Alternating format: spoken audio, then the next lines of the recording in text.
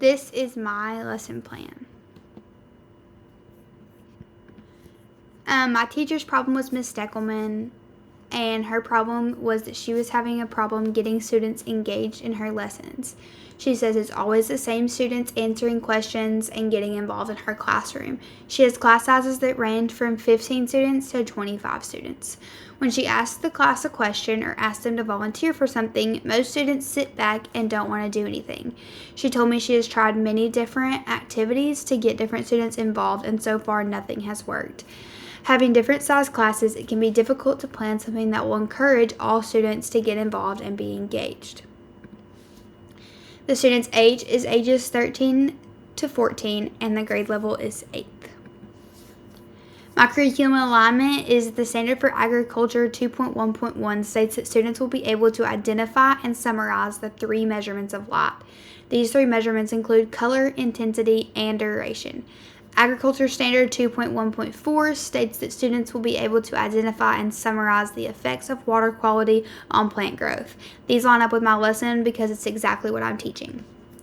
So my first technology, I'm just going to give a brief little introduction to my technologies and then go into how I'm going to use them in my lesson.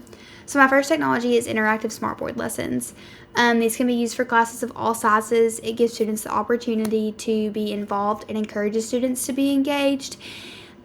And when choosing from different lesson, educators can choose lessons that can involve students, such as they can look at lessons that have fill in the blanks that students can come up and move, and like certain questions that students can come up and like write the answer in, just to get students up and active in the classroom.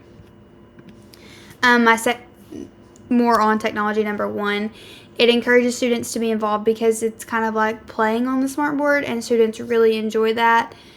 If they were asked to drag a word to the blank or put ingredients in an experiment and watch it explode, students are going to enjoy that. They're going to want to do that. When other students see how much these students are having fun and engaging in the lesson, if only the students that normally engage are engaging at first, it would encourage them to do the same, because they'd be like, oh, well, those students are having fun and I want to have fun too, so I'm going to do what they're doing. And during these lessons, the teacher could also call on random students to come in or interact, and it wouldn't be putting students on the spot because it's a fun activity. My second technology is Quizlet.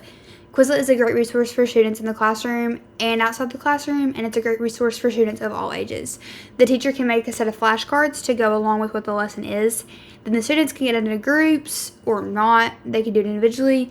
But if they did get in the groups, the teacher could display the set of flashcards, and then while they're going through the flashcards, the students could discuss the question or the fill in the blank or the true or false within their groups, and then take turn telling the teacher what the answer is. So this gets students engaged with their classmates and in the lesson.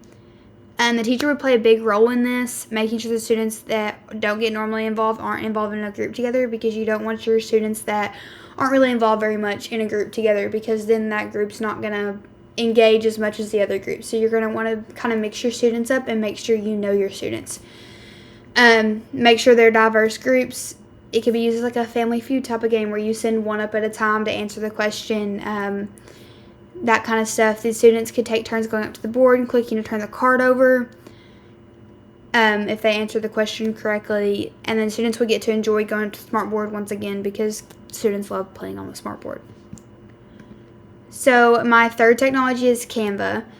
Incentives are a great resource to use in the classroom. Canva can be used to make reward charts so students can get points. These points can be traded in for different items, such as a homework pass or being the teacher's helper for a day.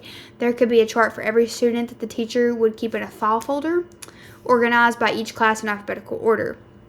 Then when the teacher asked a question or asked for involvement in the classroom, students would be more willing because they would want these points, because these points lead to rewards, and students really, all kids of all ages like rewards.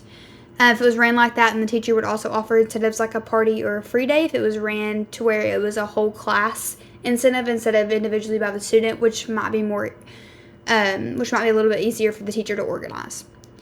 These are both great ways to get students involved. So now I'm going to start off by telling you how I'm going to intertwine these into my lesson. So the first step of my lesson would be that I would start off with a smartboard lesson. I would encourage all the students to engage in the lesson, because if students are engaged, they're more likely to learn. it takes students through the first step of the lesson will be the smartboard lesson, and this lesson is over what a plant is, which kind of gives them the background knowledge that they need to be able to understand the standard that I'm trying to teach. So it takes students through what a plant is and introduces them to the topic of plants. It also starts to dive deeper and talks about what plants need to live. This is the base of this lesson and teaches students what plants need to live and how the things we're about to dive deeper in actually matter. I would then teach the lesson about light and water. Each student would have the opportunity to complete an experiment on water quality. So I would go into this smartboard lesson. I would teach them all about this, like what a plant is and why a plant needs these certain things to survive. And then we would go into experiment. So off this smartboard lesson, I'm going to go into an experiment to show students that and to also get students involved. So the smartboard lesson gets students involved, and then after the smartboard lesson, the experiment gets students also involved. So the second step of the lesson would be that I would move on to Quizlet over the 3 different types of light. This is what students would use as a study guide for their upcoming assessment. It includes all of the vocabulary words that students would need to know for the lesson and the assessment afterwards. The Quizlet would help them with future activities and lessons as well. Students can go through the flashcards, take practice tests, and even play games like matching to help them learn and deepen their knowledge of the concept. Providing activities for both of these standards will just give the students that are hands-on learners a chance as very much as the visual learners. So I'm using my technology to enhance both ways of learning. So my Quizlet is going to be my Quizlet and my smartboard lessons are both for more visual learners. And then the experiment and